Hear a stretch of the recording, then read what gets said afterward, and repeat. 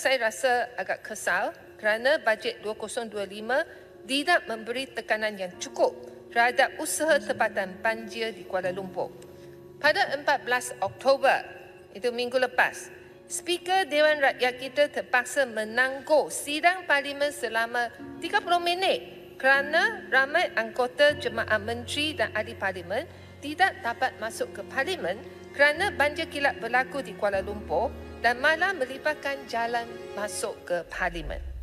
Banjir kilat pada pagi tersebut adalah penggera ataupun kita kata alarm kepada kerajaan, di mana volume air hujan yang besar menyebabkan sungai dan parit longkang di Kuala Lumpur sudah tidak mampu menampung air hujan yang lebat. Kesemua tanda-tanda perubahan iklim atau climate change ini harus dipandang serius oleh kerajaan. Saya rasa sangat kesal bila kerajaan madani dan para NGO di dunia bersuara lantang tentang perubahan iklim atau climate change. Kerajaan masih meluluskan beberapa projek pembangunan yang berkepadatan tinggi yang akan menjejaskan usaha tempatan banjir di Kuala Lumpur, khususnya 2 projek di kawasan Parlimen Seputih. Yang satu ialah pada bulan April tahun ini, kerajaan mempatahkan perizapan 4.4 ekar tanah kolam takungan banjir Kampung Boho dan diberi milik kepada pemaju untuk buat rumah pada harga pasaran bebas. Selain itu, plot tanah di sekeliling kolam takungan banjir Kampung Boho juga diberi kepada pemaju yang dipertugaskan untuk membina kolam takungan banjir yang dikatakan bernilai RM40 juta. Tindakan ini telah mengecilkan saiz dan kapasiti sebenar kolam takungan banjir tersebut dan menjejaskan dasar kerajaan untuk mencapai piawaian 200 ARI. Di samping menjadikan jalan raya di persekitaran KTB Kampung Boho lebih sesak, khususnya Jalan Pucuk. Dan yang kedua ialah pada Ogos tahun ini, projek berkepadatan tinggi yang mengandungi 800 unit perumahan madani yang dinamakan Residensi Suria Madani dan 1,613 unit kondominium harga bebas yang dinamakan M Aspira. Yang kedua-dua projek ini dibangunkan oleh pemaju Masing Group Berhad di 6.17 ekar tanah di Taman Desa. Projek yang bernilai yang 1.01 bilion ini selain daripada terletak di kawasan yang penuh dengan perumahan yang padat, ia juga terletak berdekatan dengan KTB Terowong Smart ataupun kolam takungan banjir Taman Desa.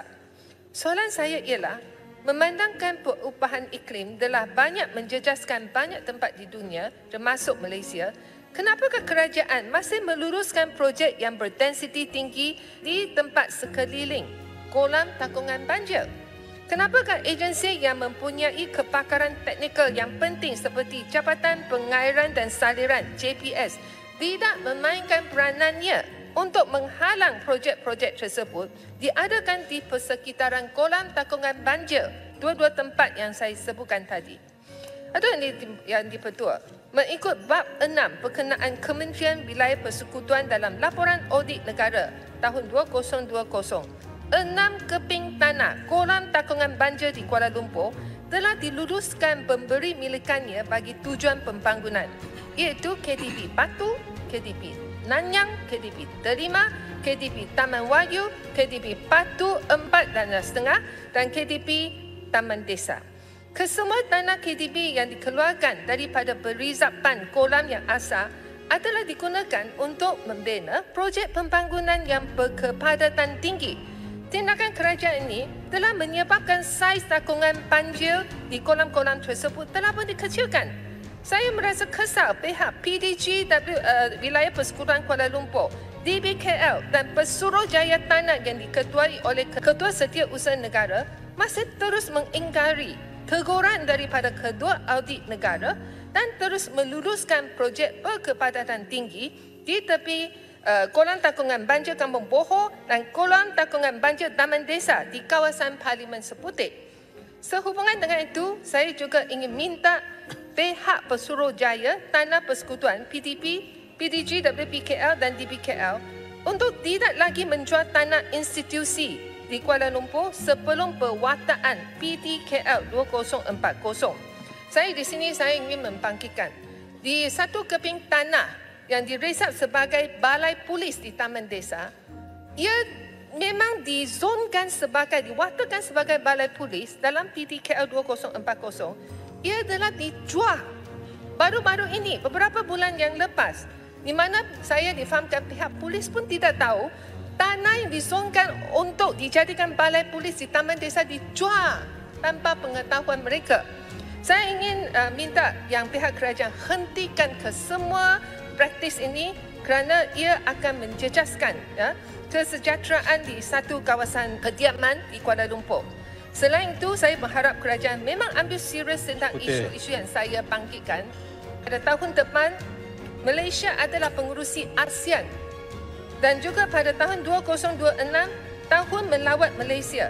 Dan kalau kita masih meneruskan semua praktis yang lama ini, menggunakan tanah di sekeliling kolam takungan banjir untuk buat rumah berkepadatan tinggi, memang menjejaskan imej negara kita di kalangan pelabur asing, media asing dan juga pelawat asing. Kerana mungkin kita perlu melancarkan pelancongan banjir bagi mereka datang ke Kuala Lumpur naik bot untuk pergi ke banyak tempat bila banjir berlaku.